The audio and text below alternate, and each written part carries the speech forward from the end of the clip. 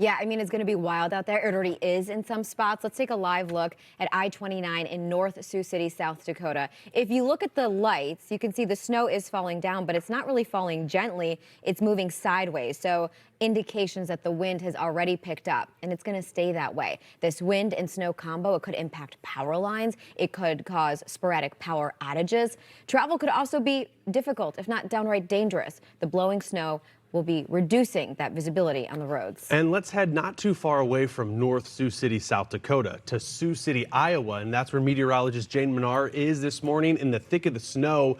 Jane, what a dynamic setup we have. We're looking right now at radar from our end. We've got storms just to your south, severe thunderstorm warning in effect in Iowa, yet the cold side, you're getting blasted with that snow.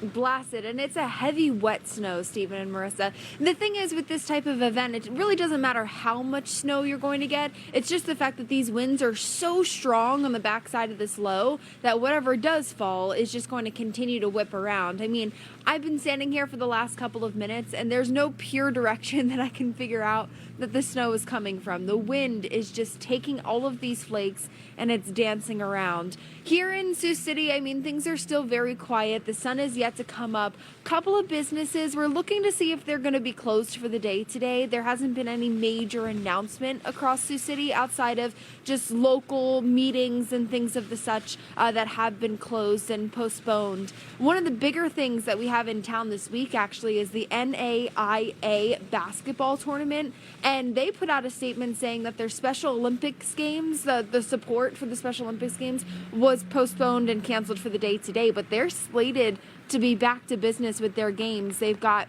about 20 plus teams that are going to be competing through March 25th. And so our hotel is packed with basketball teams who've come into town for this tournament, just hunkering down for these blizzard conditions. And yesterday it was funny. You know how things go. It was 81 degrees on Monday, 66 yesterday in Sioux City.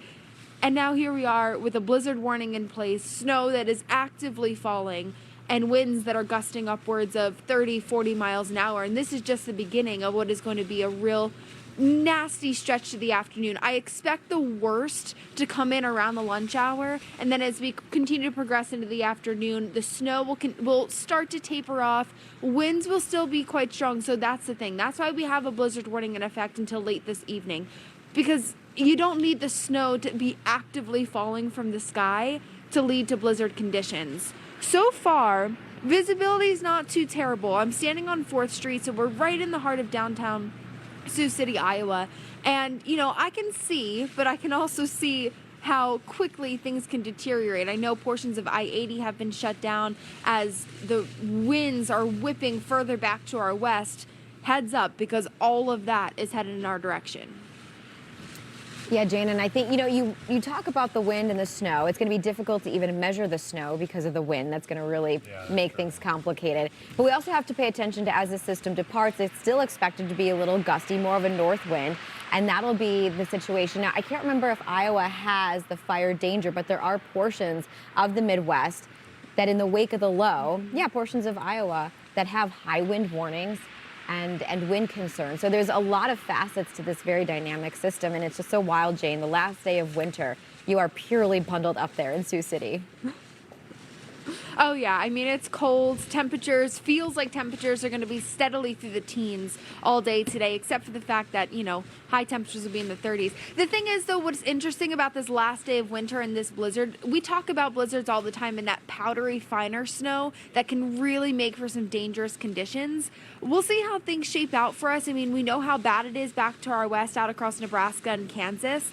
But, you know, it is a wet, heavy snow. Just from what I can see that's accumulated, it's more of a slush than anything.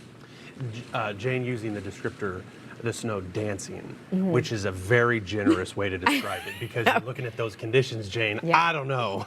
Maybe it's like a break dancing. So maybe it's break dancing or a tango. It's very aggressive. Yeah, very chaotic dancing, if anything. Yeah, it's aggressive, yes. All right, Jane, we appreciate you standing out there in Sioux City, Iowa. We'll be checking in with Jane throughout the morning.